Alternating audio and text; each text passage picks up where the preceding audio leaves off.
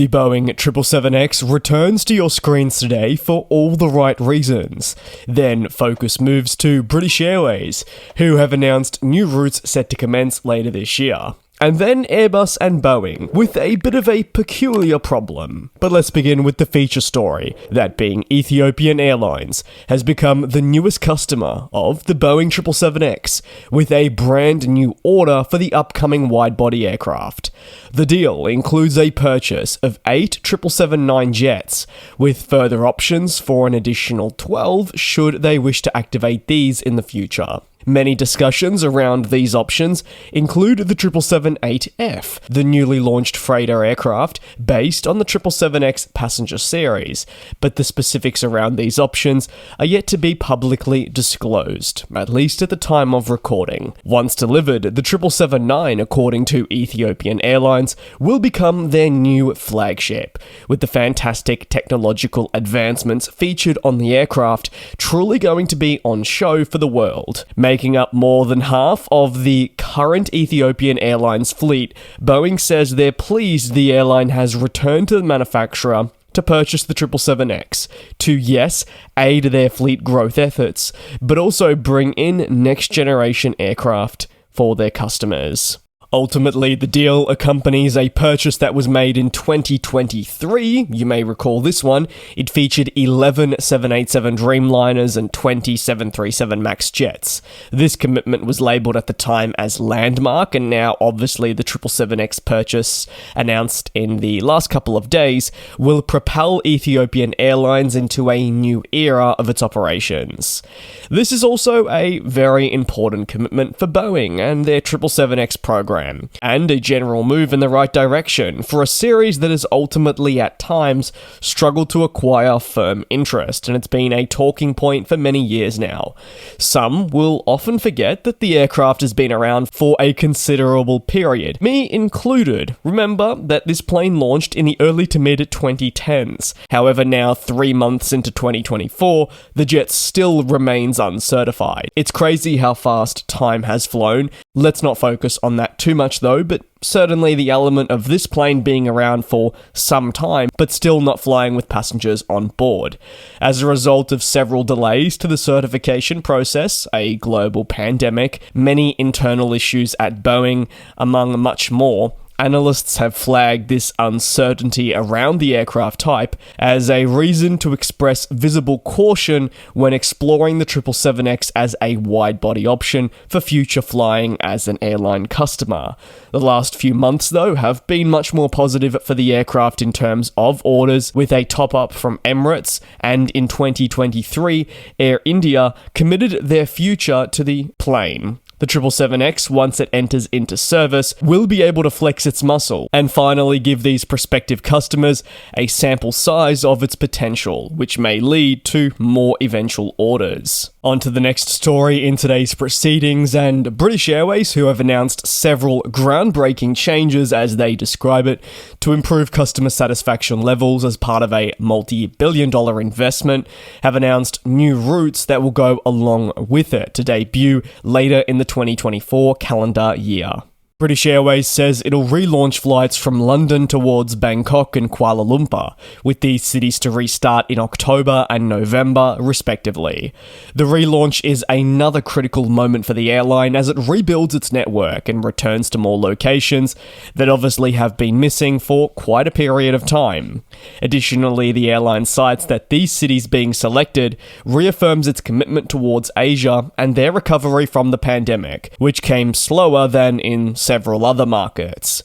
A daily flight is expected from London Heathrow to Kuala Lumpur using the Dreamliner. Meanwhile, British Airways will take a 777 towards Bangkok on a thrice weekly service. However, this flight will not originate from Heathrow, rather London Gatwick. These new routes accompany several other announcements, including a significant investment in seats and cabin interior.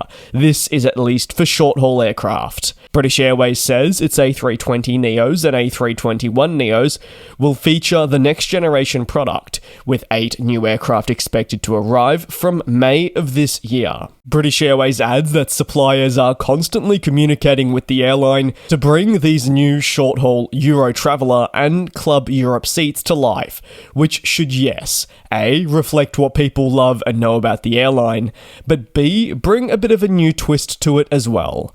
Larger overhead bins will be made possible thanks to the redesigned cabins. This is a feature that is arguably being adopted more and more from airlines right around the world, as they understand the importance of increasing the space here for carry-on baggage. The airline noted that 2024, and in fact in the short term, will be an important period for the airline as it recommences and adds new cities including the likes of Abu Dhabi and some within Morocco and Turkey. Onto the final story of today, and Airbus and Boeing. We know they're battling their own internal issues, however a more pressing matter is their availability to airline customers.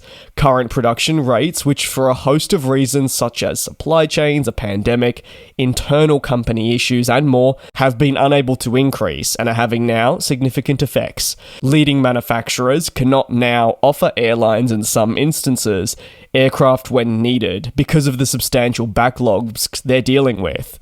As a result, airlines that can order aircraft well in advance, and these are your major ones, can place deals for the 2030s. They know that if they wait any longer, the aircraft they desire won't be available to them. While these orders in advance allow airlines to ensure that they have aircraft available at a later date, it puts other competitors that maybe say are unable to order a decade in advance at risk of falling behind. The leasing market is open to these airlines, obviously.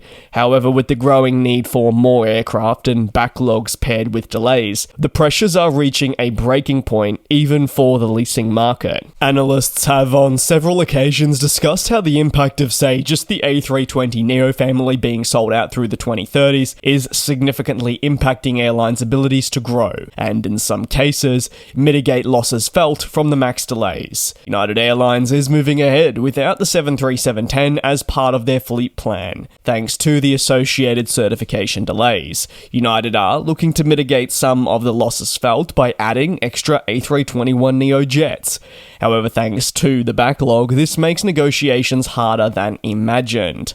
While narrow bodies are obviously a hot commodity within our industry, there are also wide-body aircraft to consider. Produced on a smaller scale than narrow bodies, but purchased in significant numbers following the pandemic, they're equally important. Boeing's VP of Commercial Marketing discussed sold-out aircraft lines, and actually highlighted the lack of availability in the 787, as customers flock to this efficient but also reliable aircraft once flying. At Airbus, their A350 is facing a similar fate.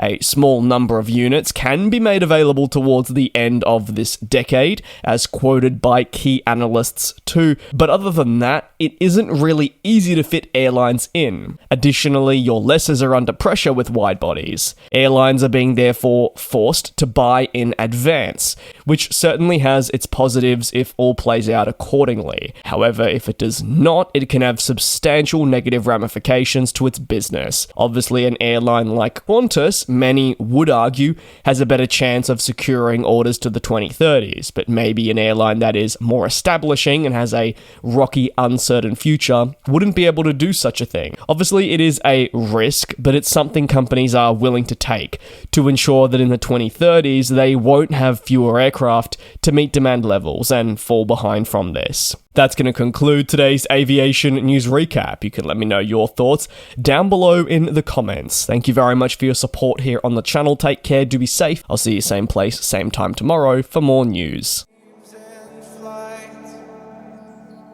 And we'll fly.